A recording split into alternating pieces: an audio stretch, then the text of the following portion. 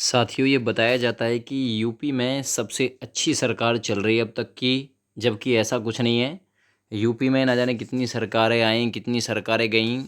तो इस सरकार ने ऐसा कौन सा कारनामा कर दिया? इस सरकार ने भी वही किया जो पुरानी सरकारें करती चली आ रही थीं। देखिए, अगर इस सरकार में आप लोगों का हित ही देखना होता तो सबसे पहले जो कैंडिडेट है ना, उसकी एज को बढ़ाया जाता। मान के चलना, आपसे पहले जो भर्ती हो रही थी पुलिस विभाग में, वो 18 से 22 की एज में ही हो रही थी। आज भी 18 से 22 की एज में ही हो रही हैं। क्या कर दिया जी? बिल्कुल कुछ नहीं किया। चलिए, एक भर्ती में आयु में छूट दे दी गई 3 साल की, तो ऐसा पहले भी हो चुका है और सरकारें भी छूट दे चुकी हैं। ये भी कोई नई बात नहीं। दूसरी चीज़, जो पुरानी सरकारें थी उसमें जो रिजल्ट है, फाइनल रिजल्ट, वो मेडिकल से पहले आता था। इस सरकार ने भी रिजल्ट मेडिकल से पहले ही दिया। क्या नया काम कर दिया? कुछ चेंज किया? नहीं। पहली सरकार अगर कोई पद मेडिकल के बाद खाली रह जाता था तो उसे अगली भर्ती में कैरी फॉरवर्ड कर देते थे। वही काम इस सरकार में हो रहा है। कौन सा नया काम कर दिया भाई? कौन सा नया काम कर दिया? छात्रों के लिए कुछ सोचा है? कॉम्पिटिटिव एग्ज़ाम की आप लोग तैयारी कर रहे हैं, क्या सोचा आपके लिए? 18 से 22 में आप लोग को ख़त्म कर दिया जा रहा है और आप लोग खुशी होकर उछल कूद कर रहे हैं, नाच रहे हैं, गा रहे हैं। ठीक है ना? ये सरकारें आती रहेंगी, जाती रहेंगी। निश्चित तौर पर आपके भविष्य के साथ खिलवाड़ किया जा रहा है। जब अदर स्टेट में 18 से 28, 18 से 25 तक लिया जाता है, यूपी कोई अनोखा प्रदेश है जहां 18 से 22 में बच्चों को बूढ़ा कर दिया जाएगा? दूसरी चीज़, ये नेता लोग 60 साल, 70 साल, 80 साल तक शासन करते हैं। इनकी कुर्सी 80 साल तक भी नहीं जाती। तो ये अपने लिए उम्र सीमा निर्धारित क्यों नहीं करते? एक छात्र के लिए ही उम्र सीमा निर्धारित क्यों है? देखिए, इन सब चीज़ों को मैं इसलिए कह रहा हूँ क्योंकि हमारा जो देश है ना, हमारा देश केवल भावनात्मक देश है। अपने हक के लिए देश एकजुट नहीं है, छात्र एकजुट नहीं है, मांगा नहीं जा रहा अपना हक। वरना इसके लिए एक ही बार लड़ लिया जाए तो एज बढ़ जाएगी आप सभी की, चाहे वो जनरल हो, ओबीसी हो, एससी हो, एसटी हो, सभी के लिए कह रहा हूँ मैं।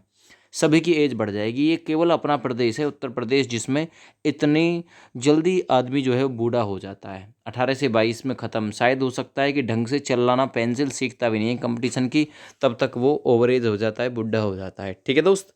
तो आरक्षी 2023 भर्ती में अधिक अभ्यर्थियों का मेडिकल कराने को याचिका दाखिल कर दी गई है। दरअसल में दोस्तों, यूपी में 60,244 पदों के लिए भर्ती चल रही है। 244 पदों की जो भर्ती है, इतने ही कैंडिडेट को मेडिकल के लिए बुलाया गया जितने की पद हैं। पदों की संख्या 60,244 है, तो इतने ही पद मेडिकल के लिए सेलेक्ट किए गए, इतने ही बच्चे मेडिकल के लिए सेलेक्ट किए गए। अब इसमें आप देख रहे हैं ढेर सारे बच्चे जो हैं वो आए दिन फेल हो रहे हैं। किसी सेंटर से 4, तो किसी सेंटर से 2, किसी से 10, तो किसी से 22, 20 भी हो जाते हैं फेल। तो ऐसे में जो फेल हो गया उसका स्थान खाली हो गया। अब इन भर्तियों को जो खाली रह जाएंगे, इन पदों को भरने के लिए एक वेटिंग लिस्ट का प्रावधान होना चाहिए, जबकि यूपी सरकार ने ऐसा कभी नहीं किया कि वेटिंग लिस्ट का कोई प्रावधान हो। ये अगली भर्ती के लिए कैरी फॉरवर्ड कर देते हैं। दूसरा, सुनने में आया कि इस समय मेडिकल में भी ठीक ठाक धांधली चली हुई है, ठीक ठाक बच्चों को पास किया जा रहा है। ठीक ना? 3-3 लाख, 2-2 लाख रुपए की ढेर सारी रिपोर्टिंग आ रही है। कई सारे डॉक्टर, सोशल मीडिया पर हमने देखा है, वीडियो के माध्यम से भी कई सारे डॉक्टर यहाँ फंसते हुए नजर आ रहे हैं। तो मैं शासन तंत्र से ये भी आग्रह करूँगा कि ये जो मेडिकल हो रहा है ना, मेडिकल जो हो रहा है, इस पर भी, है ना, इस पर भी नज़र बनाई जाए, इस पर भी नज़र बनाई जाए, क्योंकि ढेर सारे जो बच्चे हैं वो रिश्वत देकर इसमें पास हो रहे हैं। वो इसलिए पास हो रहे हैं कि मान के चलना, किसी को रीमेडिकल मिला, रीमेडिकल के बाद में फेल कौन हुआ? कोई नहीं। पास कैसे हो गया? अगर वो इतना ही अच्छा था तो रीमेडिकल से पहले क्यों पास नहीं हो गया? ठीक है ना? तो ये कुल मिलाकर रिश्वत का खेल भी यहाँ पर चला हुआ है। तो मैं यही कहूँगा अपनी वीडियो के माध्यम से, इस चीज़ पर भी नज़र बनाई जाए कि कहीं रिश्वत का तो कोई खेला नहीं है। ठीक है ना? रिश्वत का ठीक ठाक खेला है, अच्छी खासी, कोई फेल हो ही नहीं रहा। जाहिर सी बात मैं बताऊंगा, मान के चलना 4 बच्चों को रीमेडिकल दिया गया तो वो रीमेडिकल में पास होंगे, ना कि फेल होंगे। क्यों? क्योंकि किसी से 3 लाख, तो किसी से 2 लाख, तो किसी से 1.5 लाख, इतने पैसे ले लिए जाएंगे, तो वो पास क्यों नहीं होंगे? क्योंकि पैसे से उनकी जो कमी है उसे बिल्कुल नकारा जा रहा है कि भाई कोई कमी नहीं थी। अगर कमी नहीं थी तो वहाँ डॉक्टर पागल थे क्या जिन्होंने उसे रीमेडिकल के लिए दिया? है ना? रीमेडिकल, और फिर जाते ही सेंटर से वो पास हो गया। कहाँ चली गई उसकी कमी इतनी जल्दी? अगर उसके अंदर कोई कमी थी तो इस चीज़ पर भी शासन जो है वो नज़र बनाए। इस चीज़ पर जो मैं ये कहूँगा रिश्वतखोरी वगैरह को देखते हैं अधिकारी लोग, वो इस चीज़ पर नज़र बनाए सेंटर सेंटर पे, ठीक है ना, पहले से बनानी चाहिए थी ये नज़र।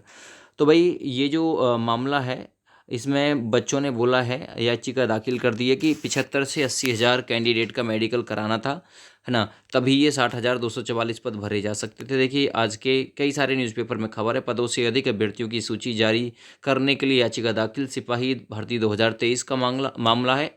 हालांकि अभी सुनवाई नहीं हुई है, अगले हफ्ते तक सुनवाई होने के पूरे पूरे आसार हैं।